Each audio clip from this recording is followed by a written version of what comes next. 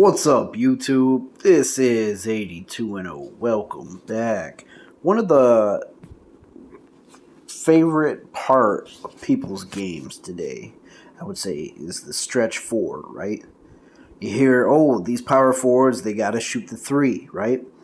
Well, one of the first stretch fours that comes to mind to me, right, from an innovator at it, right, is Clifford Robinson. Unfortunately, you don't hear him get talked about a lot anymore, and unfortunately, he's no longer with us. He passed away back in 2020. I think he died of a stroke, and he had a lymphoma, though. He had a cancerous lymphoma, you know. But let's talk about his life, and let's just remember him, all right? Because he's somebody that doesn't get enough praise in my book. So he was born December 16th, 1966 in Buffalo, New York. He went to high school in Riverside, Buffalo. Then he would go to college at UConn, and he'd be drafted in the 1989 NBA draft, second round, 36th overall. Okay.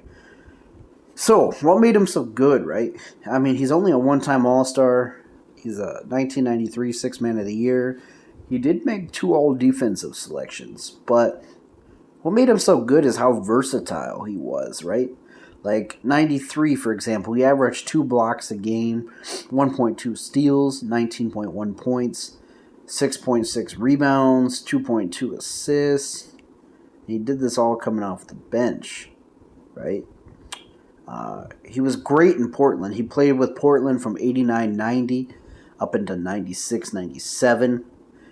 He'd go to Phoenix the following season. He'd be traded. Well, actually, no. I'm sorry. He'd sign as a free agent with the Phoenix Suns in the 97-98 season. He'd play there up into the 2000-2001 season, and then he'd be traded to the Detroit Pistons for Judd Buechler and John Wallace. Then in 2003, he was traded to from the Pistons to the Warriors for Bob Sura, and he'd be on the Golden State Warriors. And that's where I mostly remember him, because I remember playing a lot of NBA 2K4 back in the day, and he was a beast on that Warriors team, right? And then he'd finish out his career with the New Jersey Nets, right, in 06-07. He played up until the age of 40. He had longevity, you know.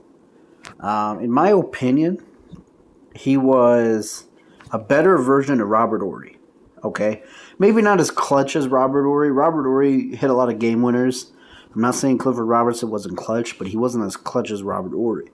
But he was a better defender, better three-point shooter,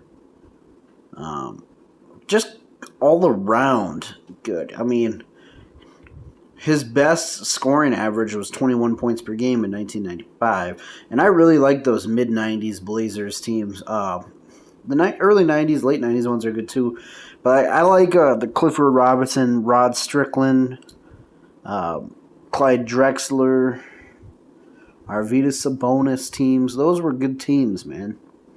And even in Phoenix, man, he had a good team around him in 1998.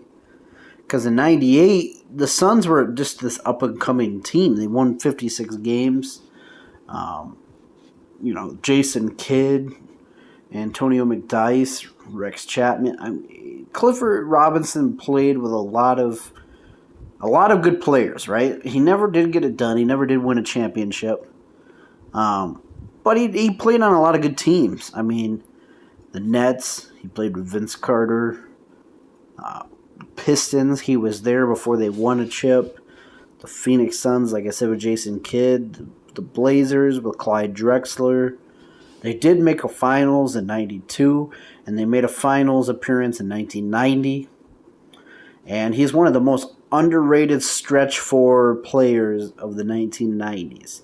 Good 3-and-D guy, would be great in today's NBA. 6'10", very great athleticism, could run up and down that court pretty fast, had good hops to him. So rest in peace, Clifford Robinson. Let me know who you think is one of the most underrated players in NBA history.